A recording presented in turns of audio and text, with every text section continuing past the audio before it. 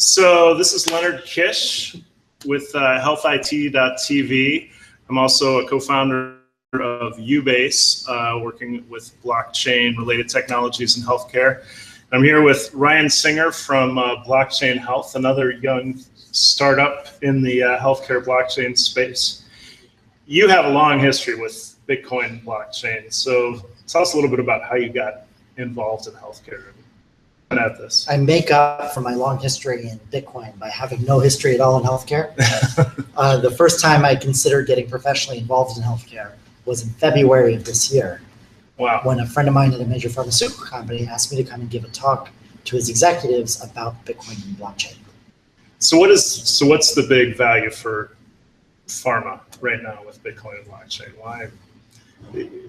They've got plenty of data, probably more than we're comfortable with even. What's their angle on Bitcoin and blockchain, which you would think makes it more consumer centric? Well, the supply chain for the data that they buy now is pretty rough, right? So how it works is you get care from a medical institution, and as part of the requirements for giving that care, you give them consent to aggregate and de-identify and share your data within the context of them sharing everybody's data for the purpose of research, right? And that de-identification and aggregation, they say this is a condition to you receiving non-emergency care. If you can consent first, we're going to say that you need to do this with us, right? And then they have all of the data from everyone who they've ever treated on a non-emergency basis. Mm-hmm. They strip out the names, the phone numbers, the addresses, the social security numbers, and anything to identify, anything that puts you in too small of a group. Right. And then they take the rest of that, they aggregate it, and they retail it. Right. And they sell it to the health information exchanges, which sell to the pharmaceutical companies and the insurance companies. Right. So the problem with that data, one, health data by definition is metrics about biology. Right. That's all it is. Right. Meaning that at its very basic nature, the thing it's useful for is authenticating the difference between two humans. Right.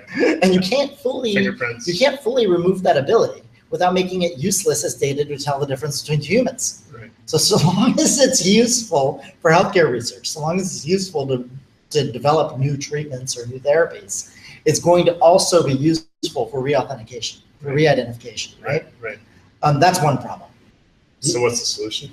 Well, the other problem with it, you can't tie it to other data about the same person without the person's consent, right? So if they get two databases and they try to combine them, they have to throw out any accidental re-identifications, right? The point is to avoid being able to tell who's who, not to be able to tell who's who, right? So this whole data supply chain that starts with the patient signing a release to give away de-identified aggregated data and ends with the insurance companies being terrified to make the data more useful for research by combining databases, it's just profoundly broken.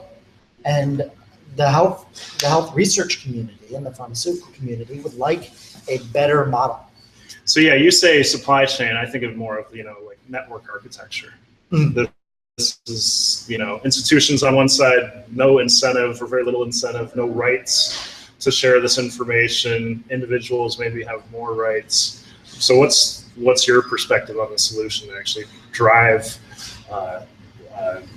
more access and more consent for this kind of information? Well, I think the viewer will be shocked to know that my view on this is probably very similar to yours, right? That it's a problem that we have this private regulated data, and sharing it has this basically the safe harbor of de-identification and aggregation that's extremely flawed and not very useful. But nobody actually tries to do it what they consider to be the hard way, which is why not just get consent to share the data with particular counterparties for particular purposes, instead of giving a broad consent that doesn't allow for deep data to be shared. Why not instead get a narrow consent that allows for deep sharing, right? So narrow consent based on specific kinds of data or specific permissions. Okay. Right? Like say say Pfizer wants to buy all of my heart rate data, cross-reference with all of my diet data for this particular month of my life before I had this particular episode. They won't be able to buy that from a care institution. It's way too identifying. Right. But if I gave particular consent for them to buy that data, to be able to use it for research about that particular condition with the goal of patenting a drug, that particular consent is actually far more valuable to them than the same discovery from de-identified aggregated data. This sounds a lot like almost like the Creative Commons for health data. I think that's right. The Creative Commons is all about allowing creators themselves. Kind of a right and breaking it down into specific individual rights that you can. Absolutely. Right. Creators themselves take Creative Commons data and they permission it. Right. Right. And they say you have a particular specific license to do these things, but not these things. Right. And we believe that that same kind of permissioning framework will end up applying to each individual discrete piece of health data. So this series we're doing is about decentralization in healthcare. I love that matters. One VC who invests a lot in blockchain technology said, a couple years ago, everybody was saying everything's going to be decentralized. Does decentralization matter in your model? So there are some things. There's some things that it's important to centralize, and there's some things it's important to decentralize, right? Yeah. Right. So, for example, if I'm a pharmaceutical company and I hold a bunch of patient data for research purposes, the database in which I hold that, in which I have my custody of that, needs to be centralized as all hell. Right? Yeah. Like if I give anybody access to that data that's not covered under that agreement, then I owe $2,000 per record. Right? I've created a major catastrophe when it comes to leaking legally private data. So that needs to be centralized as all hell, and it needs to stay that way. But the framework that's used to communicate the consent to me, to have the data, and the identity framework to authenticate that consent,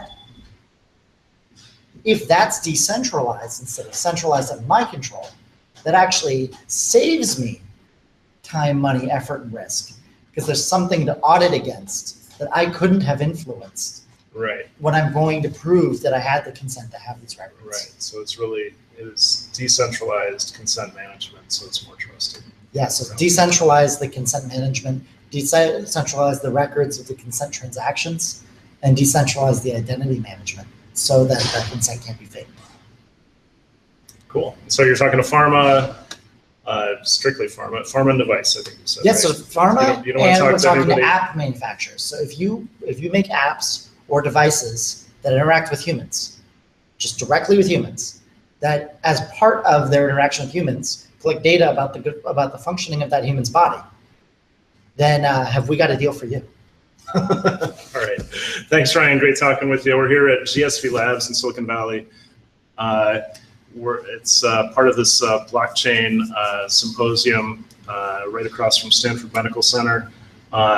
Really great group of people here. Thanks, everybody.